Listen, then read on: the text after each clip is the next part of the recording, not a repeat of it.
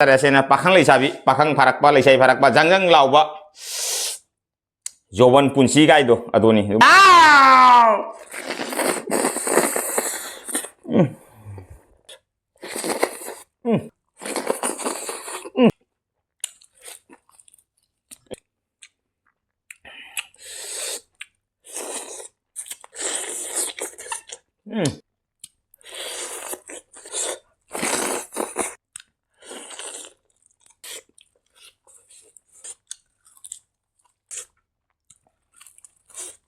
Let's go babyblogkitkit.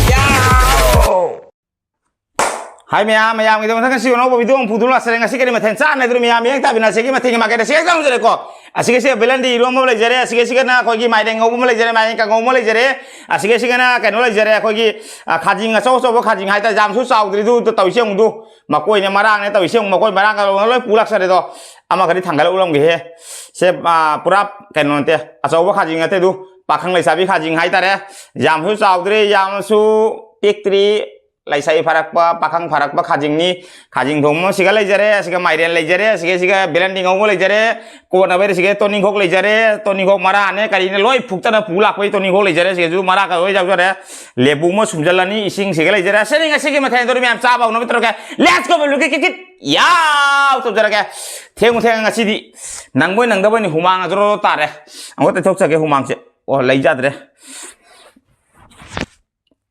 Mina sige su miyam hai saba thap ko su kaino pai dena tissue paper on pai dena aina kara haina da tissue paper do kaino tissue paper do tatho khoto gane akogi masar nap na le hawran to ya khara nungai te ba na rumal loin pulak sare ko adoni miyam saba haktam hokjara ke isinga kan thakcha ke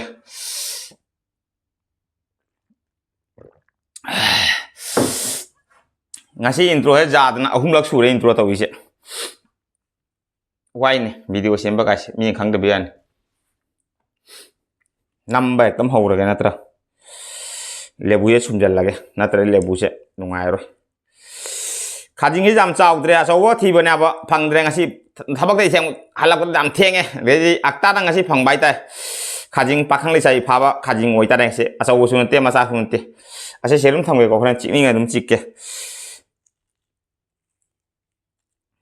Asal KHAJING nurin thi se phangna lei me su asal KHAJING ye phangba sa ge na masadi myam sare hoi video ra sarak te biani myam sare masadi jumda su myam phara chai di do asal ase sina medium size ta re sena pakhang lei sabi pakhang pharakpa lei sai pharakpa jangjang lauba joban punsi gai do adoni makoi ne marang loi pura bani se do mallaga di sa dumi ko sa ba di malla sa dumi hauna bai tawra ke sa ba se wajam ngang ro ge Asyik ngangning basu kiani wajang wangnya cek dosa ekam catar lagi.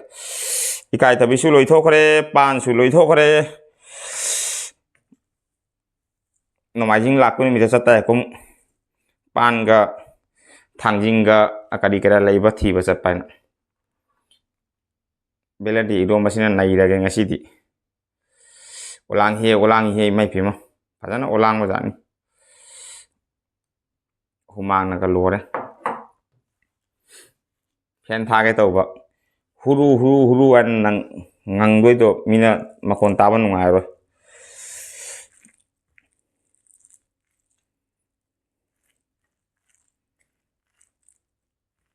BLENDRI se cha bari nungai drum sai ba ka mathau ta de bo phuru thur sat lage Adoni miyam saba hono mitro ka let's go babyblogkitkit yaw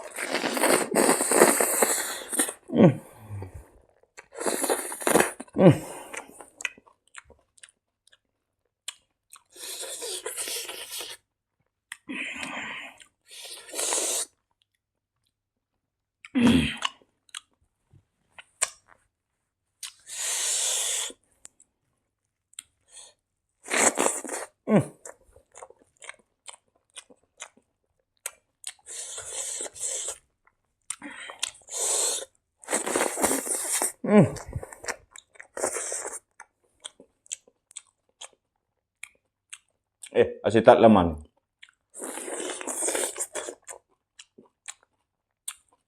Sini makuk ni.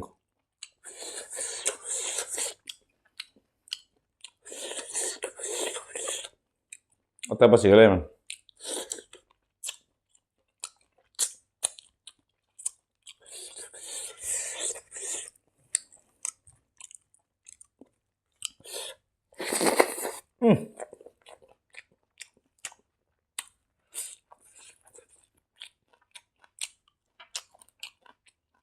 มาใช้จ่ายแล้ว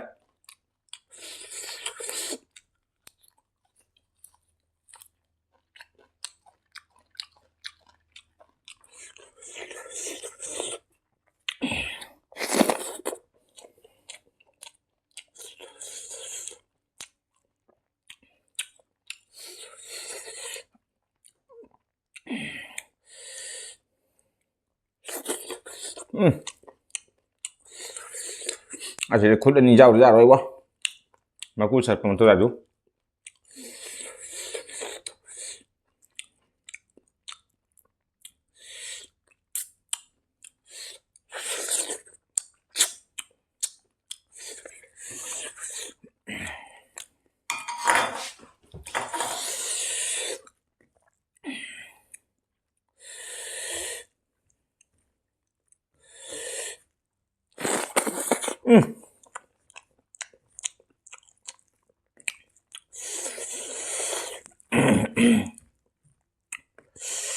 好嘞，别人地弄不去。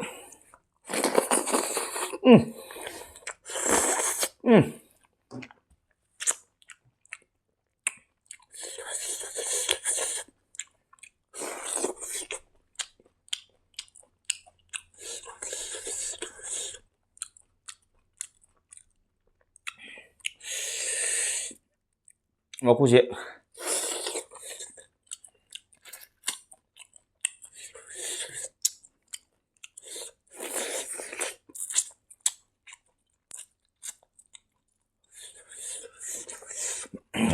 sao đó mà cùi ở thà này, bữa đó sau cuộc sống nó tiếp sẽ, và khẳng định sao yêu với system với lại em ạ.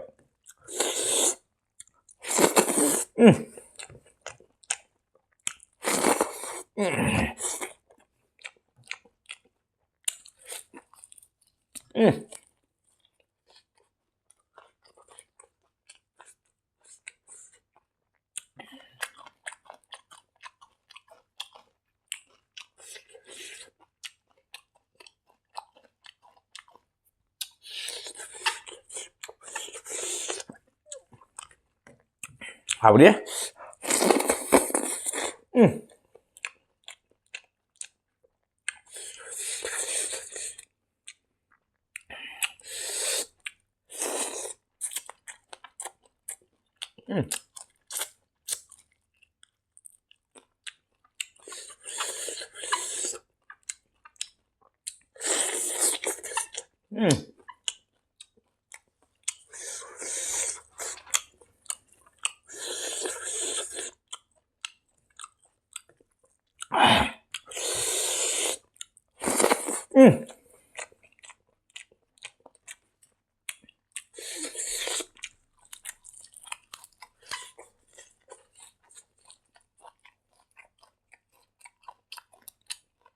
Kasi di masya ini.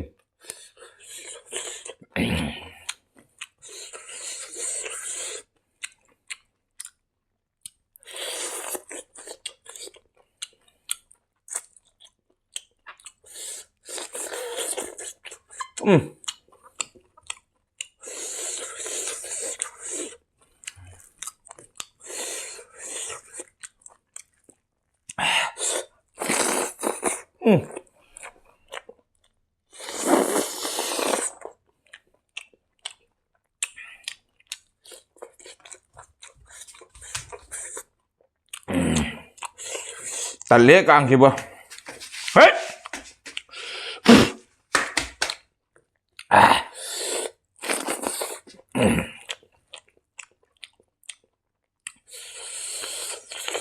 Bạn đang cần ngồi gì kìa.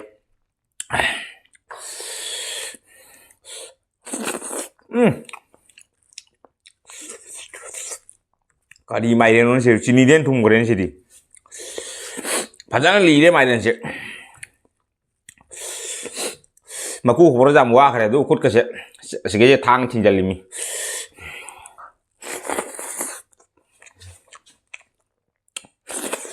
mà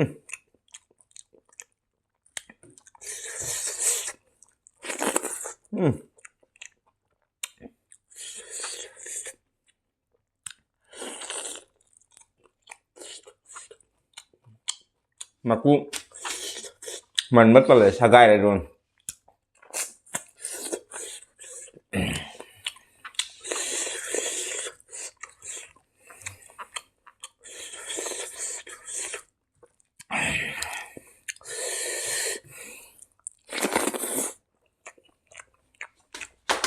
cà đi cang này hay bò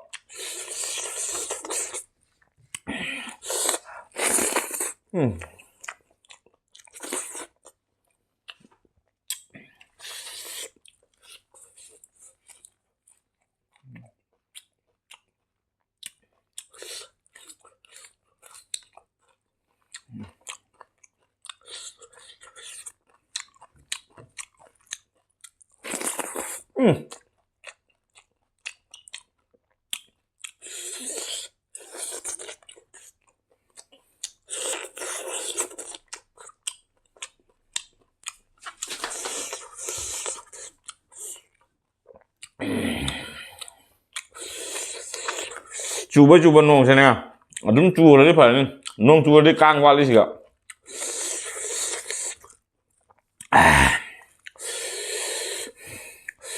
kang santi pi deh morong sakap kah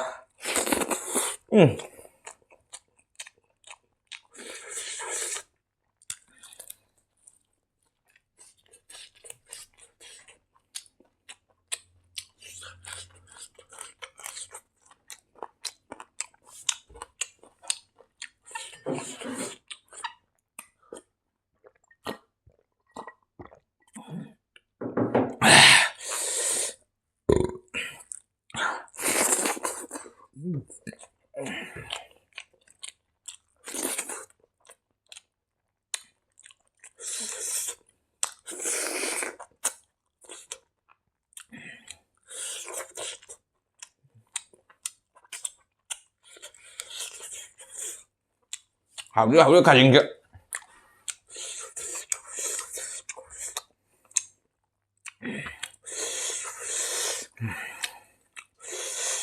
아저거도 이래 회 하거든 박한리 잡있나 mà hao tông à lại ta rồi hao ý sử dụng hao tao bên tiệp ạ asen pakang lại sabi mà hao acho budu nomu li sila koi mà hao quay đồ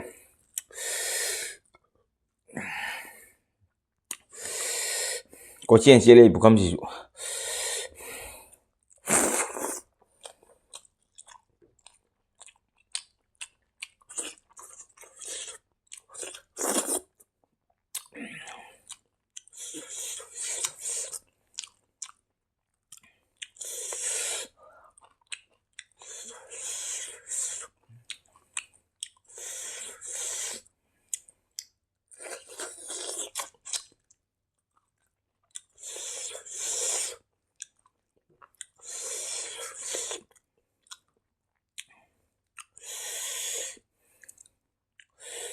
속주하고 가징에도 라고 그렇게 짐자고 돼도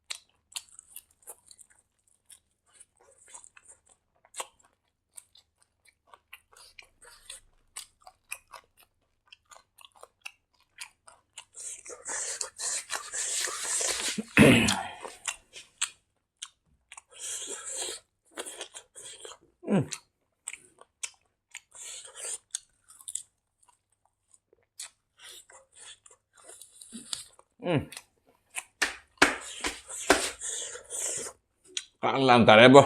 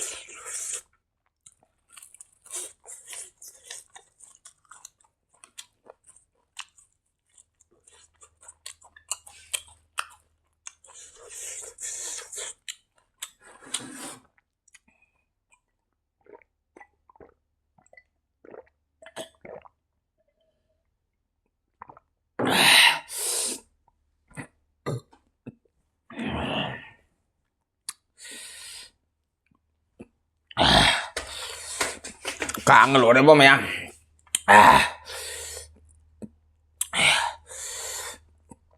Chào xin lỗi đấy tu. Mairen kira lemah udah. Iwan bolo udah. Du kali. Cái hôm đầu đấy. Uang ang một thuốc thế. Sao băng thế? Ngasih cái hôm hai rồi kìa. Mày em. Bye bye.